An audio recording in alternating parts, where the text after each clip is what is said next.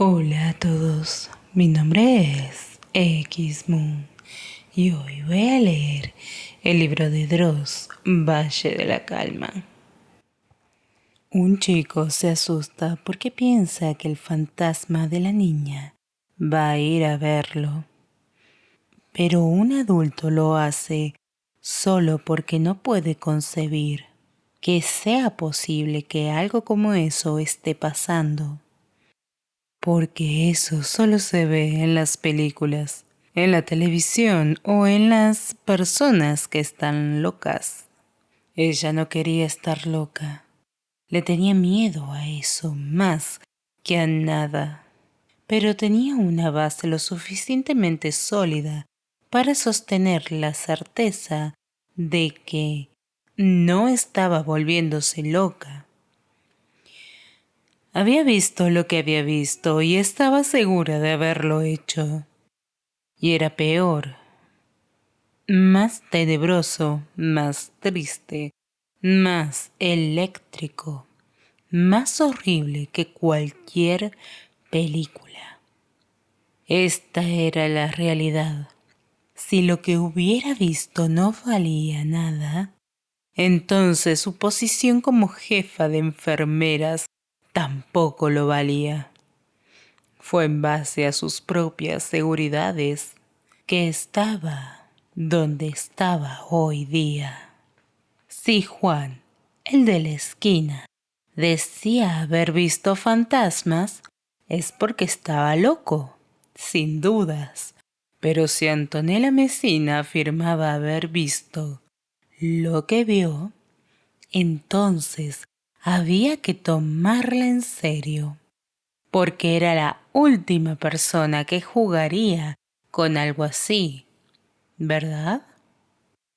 Era tan impensable que ni siquiera la catalogaba como ese tipo de cosas tomadas por los cabellos que pasan de vez en cuando. No, Antonella había traspasado incluso esa frontera, y saberlo era un arma. Y seguía caminando, extendiendo los brazos al frente para evitar darse un encontronazo con una pared. Hacía frío. Se preguntaba qué vería si de pronto se encendiese la luz. ¿Qué habría en las paredes, en el techo, sobre su cabeza o incluso alrededor de sus pies? La falta de barreras al frente la hizo confiar un poco más, por lo que estiró sus piernas andando adelante. Su mente de mujer adulta, sobria, preparada, reconocida, le repetía una y otra vez que su objetivo era la salida, no imaginar cosas. Aceleró el paso todavía más. ¿Hola? No esperó respuesta alguna, salvo la de sí misma. Pero no, ni así se haría una idea imaginaria del lugar, porque tampoco había ecos. Siguió alejándose más y más. Se preguntaba qué tanto de la línea horizontal del edificio habría recorrido. El camino no acababa. Empezó a contar sus propios pasos. 15, 20, 30, 50, 60, 70, 90, 100, 120. Lo único que escuchaba eran sus propias pisadas, una tras otra, acompañando la negrura. Leyes físicas extrañas, pensó de pronto. Pensó también en el obelisco de la 9 de julio, que mide 77 metros de alto. Ella había cuadriplicado esa cifra caminando. Se detuvo y se dio media vuelta. La puerta por donde había entrado no era más que una estrella lejana y torcida en aquel extraño horizonte. Empezó a inquietarse. Era demasiado fácil perder noción en la oscuridad. Tuvo la idea de que lo mejor sería no distraerse del rumbo. En la negrura las cosas cambian. Sin dudas, la mente del ser humano cambia. Ciertas cosas en el cerebro apagan y otras cuantas inhóspitas se activan. La imaginación se dilata y aunque no se le deje tomar control sobre los pensamientos, se halla ahí, grande, como una pared, esperando que la toquemos para moverse. La mente adulta, inflexible de Antonella, no pensaba en espectros, no veía cosas jorobadas y blandas acercándose por el suelo, ni tampoco criaturas raras esperando para saltar. El miedo de ella, el miedo adulto, se concentraba alrededor de otro tipo de monstruos. El de la incertidumbre, el de qué va a pasar, el de perderse y no saber qué hacer. Porque en la negrura, entre dos paredes, las posibilidades son dos y solo dos, adelante o atrás, nada más. Caminaba más apresuradamente sin éxito. Y así seguiría por varios minutos más hasta finalmente ver un punto de luz difuso a la altura de sus ojos. Sabía que era el efecto de lejanía lo que hacía que se viera tan alto. Comenzó a correr. Ya estaba jadeando para cuando la luz titilante se vio proporcionalmente en camino recto. Buscó con la palma de su mano la pared de la derecha para apoyarse y descansar. La respiración bajaba y subía por su pecho como una sinfonía vieja y desentonada. Dios mío, gracias.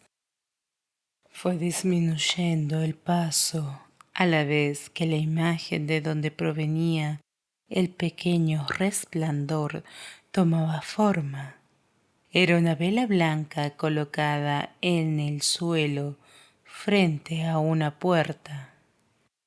Se acercó lentamente. Sus pasos sonaban arenosos. La puerta de madera estaba desvencijada. Tenía un aspecto sucio, roído, con líneas de rotura en los lados. Enganchado por varias vueltas al picaporte se veía un alambre. Surcó la vela con la suficiente delicadeza para no apagarla y abrió la puerta. Delante de ella se hallaba un corredor corto con dos caminos, uno a la derecha y otro a la izquierda.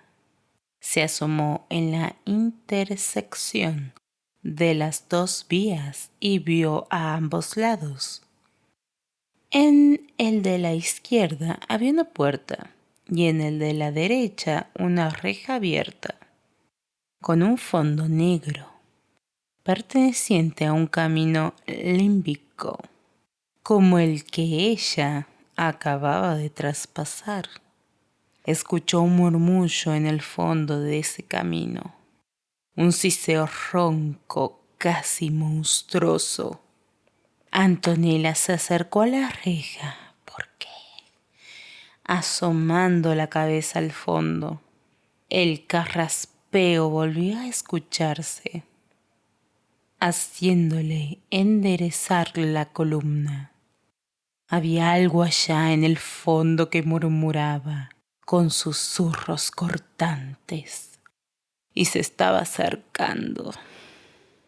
Estaba convencida de que aquello había sentido su presencia e iba a acudir a ella. Los sentidos se le crisparon inmediatamente. Sintió la columna fría, como solía suceder cuando pasaban cosas extrañas. Pero esta vez venía acompañado por algo. Su cráneo vibraba como algo rojo. Pensaba en el color rojo. El color rojo no era bueno. El susurro estaba bastante cerca ya y podía verla. Sin pensarlo, tomó la reja por un barrote y la cerró de golpe. Retrocedió 5 pasos. El perseguidor, pensó, es el perseguidor. Y el perseguidor se asomó por la reja y ella lo vio a los ojos.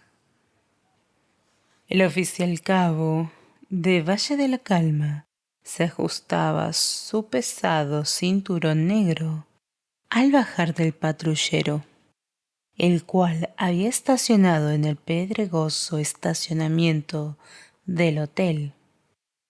Era un hombre gordo, pero le gustaba considerar que todavía tenía lo suyo, sobre todo cuando llevaba los lentes del sol puestos. Acentuaba ese aspecto de policía televisivo. Le habían costado 200 pesos en una tienda de óptica de Bariloche. En Valle de la Calma, un sujeto que se sacaba del bolsillo 200 pesos para comprar unos lentes de sol era considerado un rebelde estrafalario. Por eso, en vez de presumir del precio, Cayo le gustaba su apellido. Dicho sea de paso. Dicho sea de paso, es muy droso. Nunca hablaba del tema y tampoco se lo habían preguntado. Se ajustó el cinturón por segunda vez, ahora como acto reflejo. Eso lo hacía sentir que estaba preparado para la acción. Una acción bastante humilde, si se tenía en cuenta que todo lo que quería era impresionar a Paula, la dueña de la posada. Por meses ellos habían estado coqueteando. Por meses ellos habían estado flirteando en los estándares de un pueblo sureño y apartado del mundo. Ambos se consideraban mejores amigos y desde hacía aproximadamente 78 días, Cayo estaba planeando cuidadosamente cómo pedirle que fuera su novia. Ahora estaba cumpliendo su rutina de siempre, visitarla al ocaso del día y charlar con ella en la recepción. Paula, por su parte, siempre lo esperaba. Se ponía coqueta para la ocasión. Pero aquel día, la conversación tomaría un giro diferente porque ella le hablaría de una tal Antonella Messina, porteña extraña, que esa mañana había salido a pasear y todavía no había vuelto. Las observaciones de Paula no eran conservadoras, sino acertadas. Nadie en su sano juicio puede invertir más de 2 horas haciendo turismo por Valle de la Calma. Y peor todavía, Ella era dueña de una información mucho más escalofriante que la aterraba. Esta mañana la vi salir rumbo al sur del pueblo. ¿Qué es lo único que había al sur del pueblo? Las ruinas del San Niño. No se preocupen, esta historia continuará. Buenas noches y dulces sueños.